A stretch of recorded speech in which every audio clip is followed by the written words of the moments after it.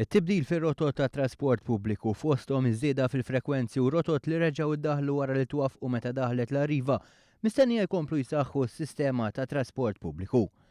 Benax il-bidliet huma bbażati fuq ix-xewqat ta' ċittadini tant li bosta sindki laqgħu b'sodisfazzjon il-bidliet il-ġodda. Is-sindku tal-Qrendi David Schembri fisser il-bidliet li saru bħala holistiċi tant li tibu bosta servizzi kemm residenti kif ukoll għat-turisti. U l-frekwenza saret aktar regolari. Għanna il-rotta li ħatgħaddi issa waħda ġdida l-117 li ħatgħaddi qudiem il-Knisja San Matteo tal-Maqluma ħaġar qim wit iż-Żurrieq il-Blu Grotto u tispiċċa ż-Żurrieq din ħadd tkun bid-dawra, allura din ħatejn lill-prodott turistiku.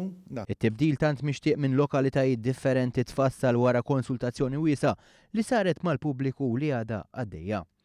Ta' min isemmi li l-Ministru kommess li jibqa' jżomm dialogu mal-Kunsilli Lokali u anke maċ-ċittadini, id-dialogu li jmiss jiġifieri ħabbrar li ħajkun qabel l-iskeda tas-sajf. Is-sindku ta' Ħaddingli Sandro Azzopardi elenka wkoll titjib fis-servizz mogħti. Aħna fil-lokal tagħna ta' Ħaddingli ir-Rotta 56 ġiet implementata fit-tieni fażi.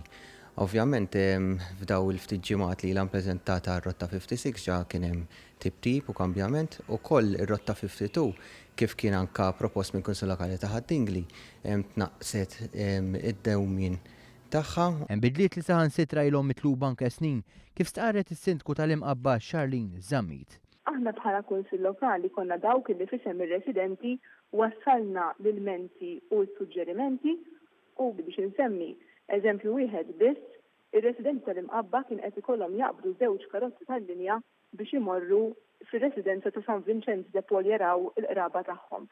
Issa permezz ta' rotta numru 74 ser ikunu jistgħu jaqbdu karozza waħda kif kienu jagħmlu qabel ma daħlu fis-seħħ rotot tal-Arriva fi żmien gvern preċedenti u jidħlu fir-residenza San Vincenz de Paul permezz ta' karozza tal-linja waħda. Intant dettalji dwar il-bidliet il-ġodda mħabbra minn Transport Malta se jinbagħtu f'fuljet li se jkun qed jitqassam fi djar Maltin kollha fil-ġranet li ġejjin.